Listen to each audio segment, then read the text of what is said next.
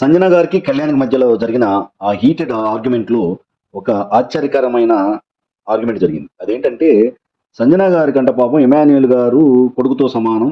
So, నేను బాగా లోలో ఉన్నప్పుడు గాని, ఎప్పుడైనా సరే నా కొడుకు లేని లోటు నాకు కనపడటం లేదు. He is my son.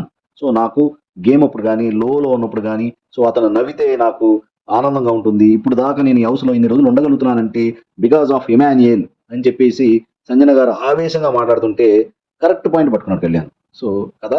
So, అలాగే నీకు ఇమాన్యుయల్ గారు ఎంత సపోర్ట్ ఇస్తున్నారో, నాకు థర్డ్ వీక్‌లో చాలా కష్టకాలంలో ఉన్నప్పుడు మన తనూజ గారు నాకు చాలా హెల్ప్ చేశారు. ఎవరు రాలేదు. ఎవరు హెల్ప్ చేయలేదు.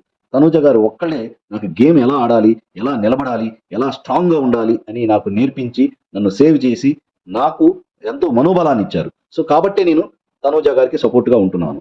సో, మీకు ఇమాన్యుయల్ గారు ఎంత ముఖ్యమో, నాకు కూడా తనూజ గారు కూడా అంతే ముఖ్యం. సో, ఇప్పుడు మీకొక నీతి, నాకొక నీతా అని ఇచ్చి పడేసేసరికి సంజన గారు మాత్రం షాక్ గురయ్యారు. సో, ఇక్కడ మాత్రం కళ్యాణ్ గారికి హ్యాట్స్ ఆఫ్ చెప్పకుండా ఉండలేకుండా ఉన్నాం. So, it is really superb statement from mister Kalyan అని చెప్పాల్సిందే.